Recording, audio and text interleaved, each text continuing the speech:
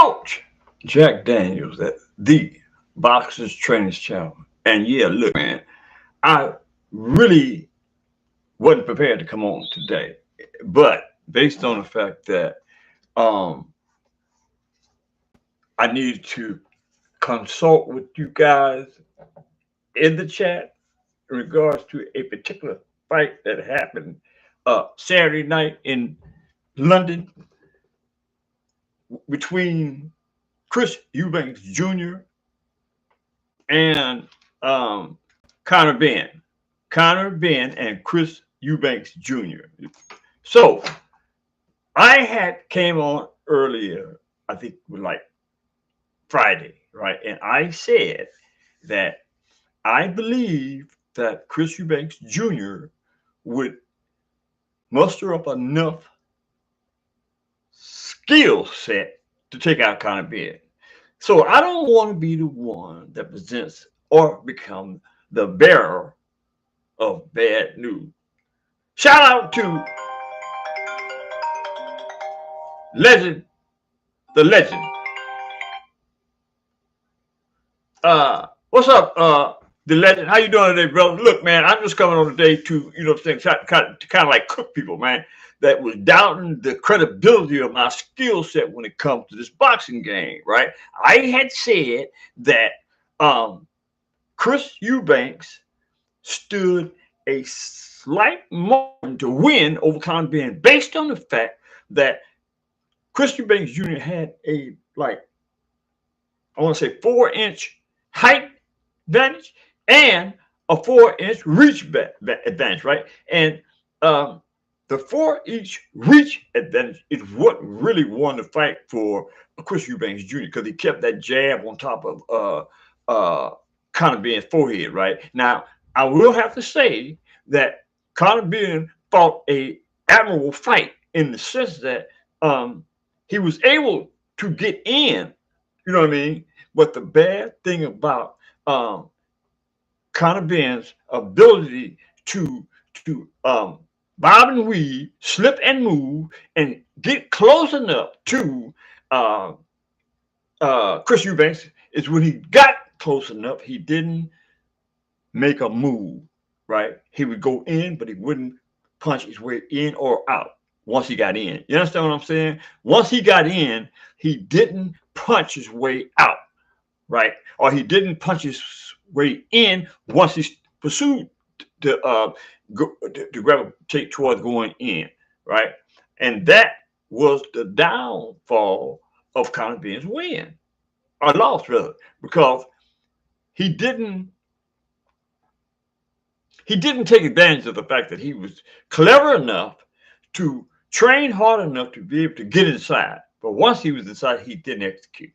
Simple as that. You know what I mean? It makes for a good fight, potentially fight of the year, in my opinion, because that was a damn good fight, man. You know, both of them, I mean, they did everything they could to win that match, right? But the fact of the matter is, at the end of the day, Conor Ben didn't do enough as the champion to beat Chris Eubanks Jr., right? And I feel for Conor Ben in the sense that, I mean, look, those cats was performing, right? Now, I don't know if it was the animosity that drove the two to produce like they did on Saturday night. I mean, because it was just an all-out war. I mean, from 1 to 12 rounds, them cats was literally and seriously at each other, right? As though they really, really hated one another. Now, I know there was a lot of promotion behind this particular fight, right? Because this fight had been talked about for years, right? 11 years, right? When they first started talking about Conor Ben versus Chris Eubanks Jr., right? And Eddie Hearns finally got the green light and promoted this fight, right, for Saturday night, right? And I'm just saying it was a lot that went into the promotional aspects of things, and coupled with the fact that you had a I want to say a promoter in Turkey Al Sheik, right, that went all out of his way to make this fight a successful event in the sense that he had all the lights, all the glitter, and everything necessary to be for this fight to be considered one of the best fights a promoter or promoters could put together, right? And I had previously said this also, that I give a lot of credit to Eddie Hearn's ability to bring on a dang good fight, and that's just what he did again, right? Again, Eddie Hearns has a this gap when it comes to explaining his way through it ain't that, right? And so this didn't change the philosophy of how Eddie Hearns gets down. Eddie Hearns takes his job damn seriously, right? And he puts on great shows, right? Not to take away from any other promoters, right? But I'm just saying, I think that it should be recognized that Eddie Hearns is at the top of the heap when it comes to putting on great shows, right? And coupled with the fact that I believe that Turkey Al Sheik and Eddie Hearns have a good relationship. It appears, right? I can't say that about every other promoter, but I know based on the fact that what I've witnessed in regards to Eddie Hearns and Turkey Al Sheik is a productive working relation, and I think that that's one of the good things that is going on in boxing, because you got people that are serious about putting on extravagant bouts, matches. You know what I mean? And I think that's going to go a long way.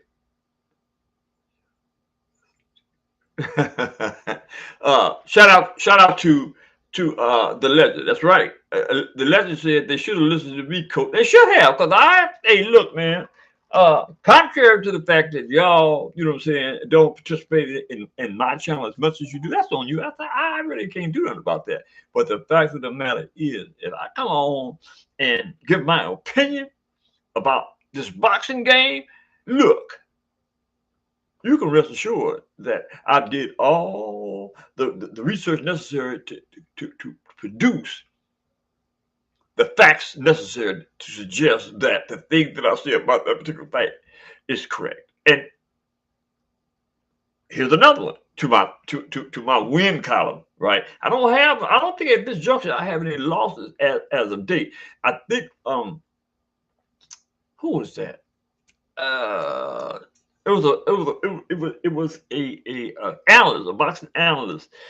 What is that little cat's name? He was a world champion. Works for ESPN. Anybody know?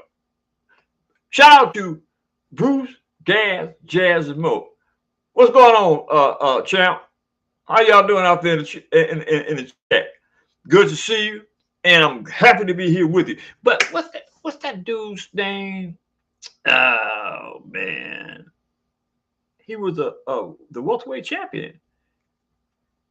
I can't think of his name, but he works for ESPN and he's an analyst. But anyway, he and I had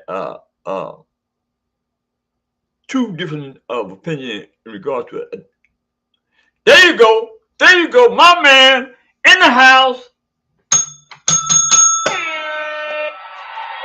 The legend came through like a champion.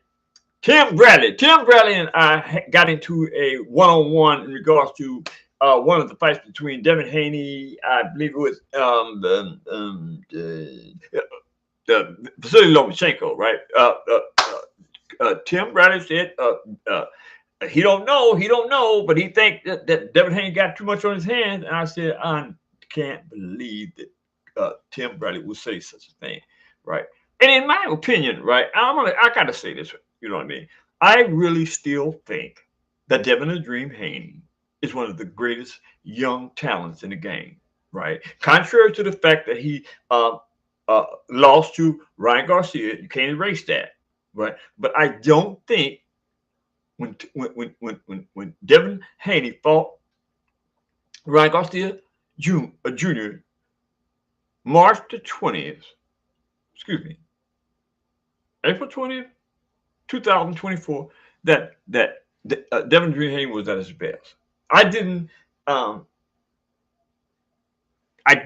too much particular care for the way that Devin Haney approached Ryan Garcia.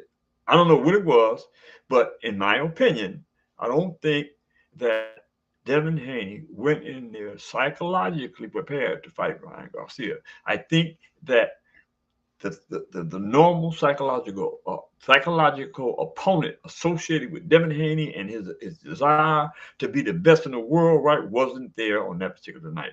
Simple as that. I can't use me as a boxer and an analyst. I can't use any excuses to justify why I lost or why Devin Haney lost, Austrian or otherwise, right?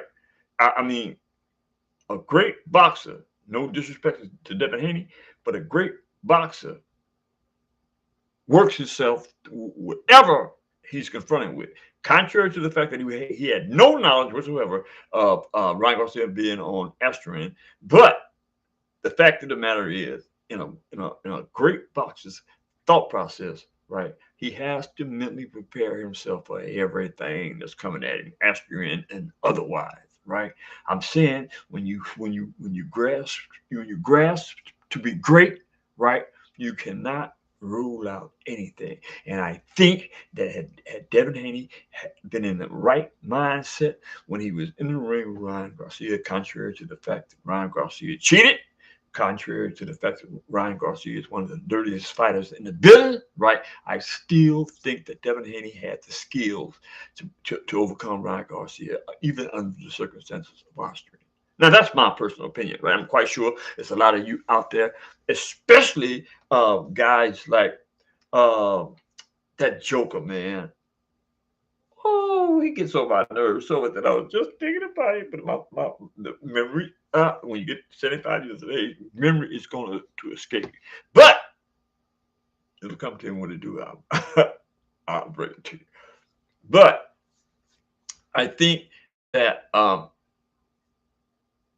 that attorney deserves a chance to prove himself, and I'm quite sure on the 2nd of May, we'll be back in business. He will be back in business, and I can't wait till May 20th. Excuse me, May 2nd. That is right. So I'm glad to have you on. I just wanted to brush in, right, and kind of like you know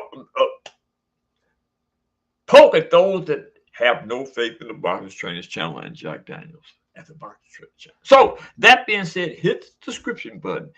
Don't cost you nothing. Hit the like button. Drop a comment in the comment section, and let me know if y'all think that Chris Eubank Jr. No, excuse me, that um the Conor Ben won or lost that fight. That being said, man, I'm happy to be here with y'all, and I'm gonna make it better. How about that? Later.